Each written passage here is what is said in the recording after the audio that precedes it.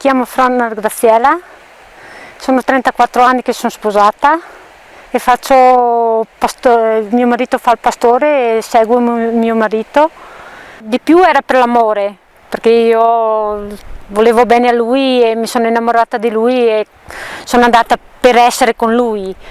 Poi avevo anche i miei genitori così che avevano agricoltura, perché io abito su in un paese di montagna e allora ero anche un po' abituata. Siamo a Selva di Cadore, abbiamo sta malga in affitto e in estate siamo qua a pascolo, si va a pascolo con le pecore, 300-350. Io mi sono accorta che il bosco sta sempre crescendo. E per fortuna che ci sono questi pastori o quelli delle mucche così, allora si ha queste malghe in affitto, viene pascolato, altrimenti viene tutto abbandonato. È importante tenere pulito il terreno per l'ambiente, altrimenti viene tutto bosco. Senza l'aiuto del PSR sarebbero tutte le montagne abbandonate. Dopo i contributi sono più pascolate, sono più tenute, insomma, anche le malghe, mi pare a me. Se è tenuto bene, insomma, l'ambiente, c'è anche tanto turismo, altrimenti anche i turisti vanno dove che